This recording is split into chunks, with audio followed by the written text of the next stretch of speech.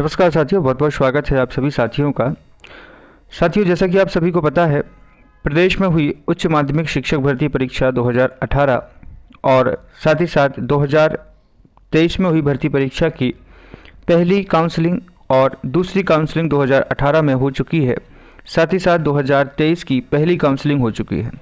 अब लगातार प्रदेश के सभी साथियों का ये इंतज़ार है कि इसका अगला चरण और 2023 की भर्ती का दूसरा चरण होना संभवतः क्लियर हो, क्योंकि अभी भी रोस्टर के हिसाब से जो पोस्टें जारी की गई थी उसमें भी अभी तक इजाफा है। मतलब उसमें वर्तमान में पोस्टें खाली हैं, जितने जैसा कि आपको पता होगा 2018 और 19 की जो भर्ती हुई थी उसमें भी अभी पूर्ण रूप से काउंसलिंग नहीं हुई है। वहीं अगर मैं बात करूं 2023 की, तो अभी भी 2023 में बहुत सारी पद रिक्त हैं। यहाँ देख सकते हैं कि शिक्षक भर्ती में 2.5 लाख अभ्यर्थी 7 साल से कर रहे हैं इंतज़ार।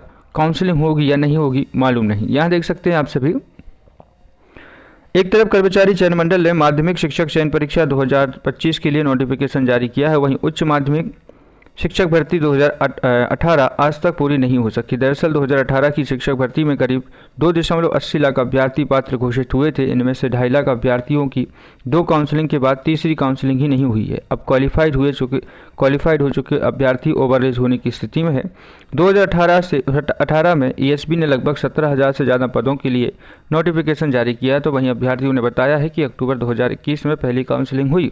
इस दौरान उच्च माध्यमिक शिक्षक भर्ती प्रक्रिया में स्कूल शिक्षा विभाग के लगभग 15,000 के लिए रोस्टर जारी किया गया था, लेकिन 8,470 चयनित शिक्षकों को ही नियुक्ति मिल पाई है।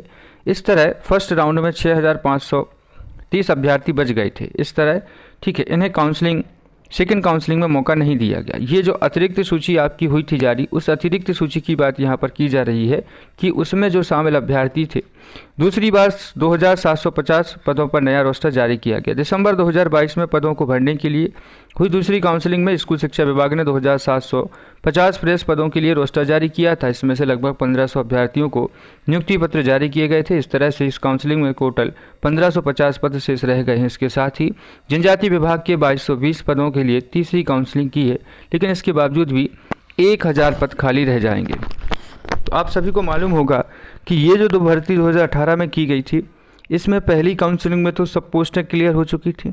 दूसरी काउंसलिंग के दौरान 1,000 से 1,200 पोस्टें रह गई थी डीपीआई की, और इतनी ही पोस्टें आपकी रह गई थी आपकी यहाँ पर ट्राइबल की। अब काउंसलिंग को लेकर के डीपीआई कुछ स्पष्ट निर्देश नहीं दे रहा है। पहली और दूसरी राउंड के बाद उच्च माध्यमिक शिक्षक भर्ती में शेष रह गए 5,935 पद और माध्यमिक शिक्षक भर्ती में रह चुके 2,237 पदों को मिलाकर के करीब 8,000 पद हैं, लेकिन तीसरी काउंसलिंग नहीं की जा रही है। इधर स्कूल शिक्षा विभाग के अधिकारियों का कहना है कि इस विषय पर बैठक की जाएगी और विचार किया जाएगा। इसके बाद यहाँ देख सकते हैं कई उम्र हो चुकी है, तो ये सबसे बड़ी बात है कि अब भी करीब 1.25 लाख पात्र शिक्षकों को मौका दिया जा सकता है। ज़्यादातर तो ऐसे हो गए हैं कि अब तय उम्र से भी अधिक होने की वजह से किसी और भर्ती के लिए आवेदन नहीं कर सकते।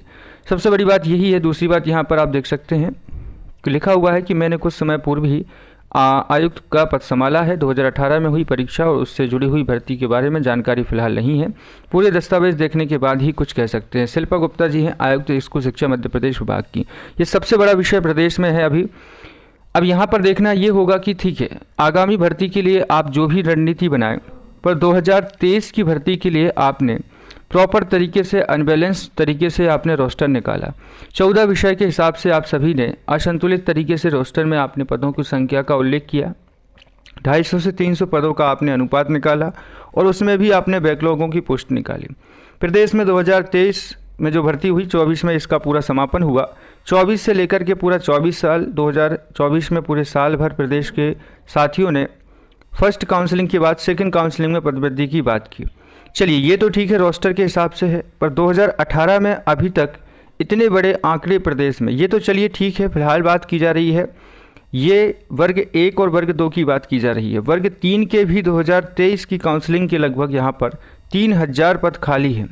यहाँ पर प्रदेश में आप ये सोचिए कि 3,000 पदों पर आप नई भर्ती करना चाहते हैं, और वहीं जो भर्तियाँ हो चुकी हैं आपने जब उसको रोस्टर में निकाला है, आपके पास पात्र पाए गए उम्मीदवार हैं, तो आपका कर्तव्य बनना चाहिए। आपके पास तो जानकारी क्यों नहीं है? क्योंकि आपने यहाँ देखिए, मैंने कुछ समय पूर्व ही आयुक्त का पद संभाला है। 18 में हुई भर्ती परीक्षा, उससे जुड़ी हुई कि मेरे पास जानकारी नहीं है।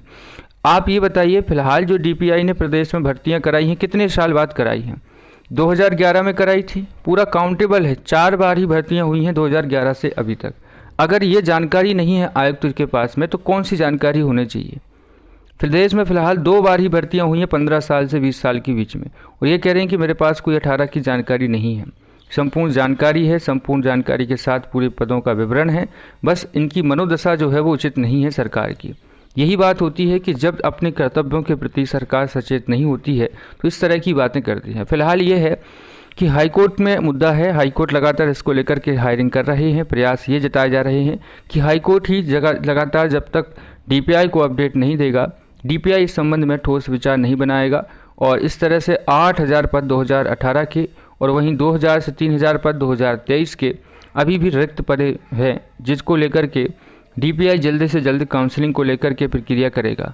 तो 2018 की से तीसरी काउंसलिंग और 2023 की दूसरी काउंसलिंग को लेकर के डीपीआई कोई ना कोई ठोस कदम जल्दी उठाएगा। फिलहाल इस वीडियो इतना ही।